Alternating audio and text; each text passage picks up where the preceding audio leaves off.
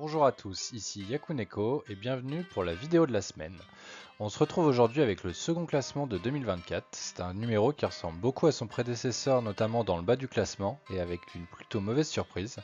Mais il se démarque par son haut du classement avec au contraire une très bonne surprise. Sur ce, je vous souhaite une très bonne vidéo.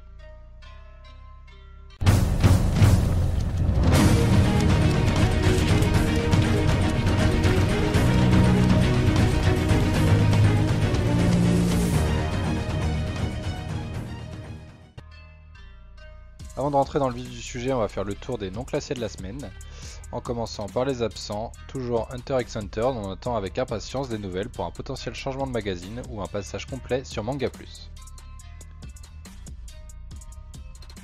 Et Ruri Dragon, dont on attend également toujours désespérément des nouvelles de son auteur.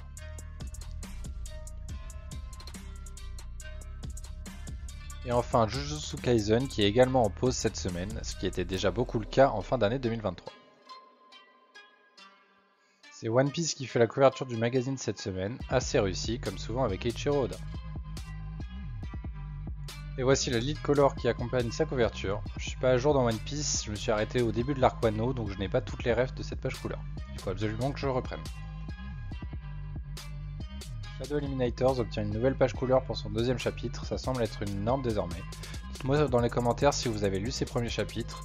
De ce que j'ai pu voir sur Manga Plus et sur les réseaux, le manga n'a pas l'air de susciter beaucoup d'intérêt. Après on sait qu'il ne faut pas s'y fier, que parfois les lecteurs japonais ont des avis totalement différents. Mission Sakura Family obtient une mise en avant bien méritée après sa première place de la semaine dernière, une très belle page couleur qui plus est. Je ne me suis jamais intéressé à l'œuvre, mais j'avoue qu'avec des illustrations comme ça me donne bien envie d'y jeter un coup d'œil. On attend toujours des nouvelles de son adaptation animée d'ailleurs. Et enfin, Mama Yu Yu obtient également une mise en avant en espérant que ça arrive à lui donner un petit coup de boost, il en a bien besoin. Et maintenant place au classement, et c'est déjà une dernière place pour Kagurabashi qui peine vraiment à convaincre les lecteurs japonais. Je serais curieux d'avoir votre avis, est-ce que c'est logique et le manga ne méritait vraiment pas la hype qu'il a pu obtenir et tout cela n'était qu'une vaste blague? Ou alors vous trouvez que le manga est vraiment qualitatif et vous trouvez dommage cet accueil qui lui est réservé dans le Jump?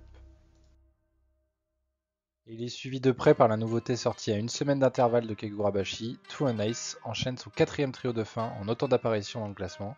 Encore une fois, les nouveautés peinent vraiment à convaincre. Cypher Family n'échappe cette fois-ci pas au trio de fin, il est dans une mauvaise dynamique en espérant qu'il remonte et se rapproche de ses standards de 2023. On rappelle, il avait obtenu une moyenne de 10,63. Autrement, il pourrait être inquiété. Martial Master Azumi remonte quant à lui de 5 places, il était en effet 16ème et dernier la semaine passée. Il échappe donc enfin au trio de fin, en espérant que ça continue dans ce sens. Remontée de 2 places pour The Elusive Samurai qui retrouve sa 10ème place, il va falloir faire mieux si on ne veut pas tomber dans la zone rouge. Akena Banashi réintègre le classement à la 9ème position, ça confirme sa perte de vitesse depuis la fin d'année 2023, en espérant que ce n'est qu'une passade pour la pépite du Jump. Witchwatch réintègre quant à lui le classement avec une 8ème place également plutôt décevante. En 2023, il s'était placé 8ème sur l'année avec une moyenne de 5,33, mais avait montré pas mal de variance dans ses classements, pouvant passer d'une première à une 10ème place en l'espace de 2 semaines. Undead Unluck remonte d'une position pour terminer 7ème cette semaine et se stabilise dans le ventre mou du classement dont il est habitué. La comédie Mien Roboko remonte de 4 positions et est donc 6ème cette semaine. Comme je le disais la semaine passée, les classements de Mien Roboko sont toujours très variables. Kill Blue est quant à lui 5ème et remonte de 2 places, une belle remontée qui lui permet de retourner dans le top 5. Il faut vraiment que je m'y intéresse, dites-moi dans les commentaires si vous l'avez lu et si vous me le conseillez. Une nouvelle 4ème place pour My Hero Academia qui fait preuve de constance en ce début d'année qu'il débute plutôt bien, lui qui n'était que 5ème sur l'année 2023. C'est très bien, mais bien sûr encore loin de ses plus belles années. Comme pour Kill Blue, Blue Box offre une remontée de 2 places, synonyme de nouveau podium. Toujours autant de constance pour la romance sportive du Jump.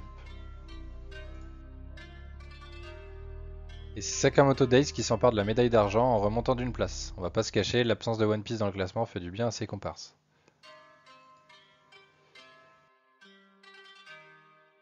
Et pour finir, en première position, grosse surprise, car on retrouve la nouveauté News Exorcist. Est-ce là une véritable performance ou une volonté des éditeurs de le mettre en avant?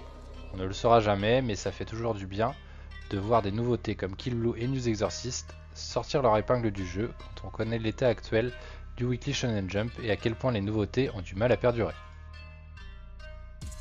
Et voilà qui conclut le numéro de la semaine. On a pu voir un énorme déséquilibre dans les résultats des rookies, avec Kagurabashi, Two on Ice, Cypher Family et Martial Master Azumi d'un extrême du classement, et Kill Blue et News Exorcist de l'autre extrême. Faites-moi vos retours sur la vidéo en commentaire, n'hésitez pas à vous abonner si vous voulez retrouver un classement détaillé de la sorte toutes les semaines, et n'hésitez pas à me dire si vous voulez que j'approfondisse certains points comme les statistiques des différents mangas par exemple. Et sur ce, je vous dis à la semaine prochaine.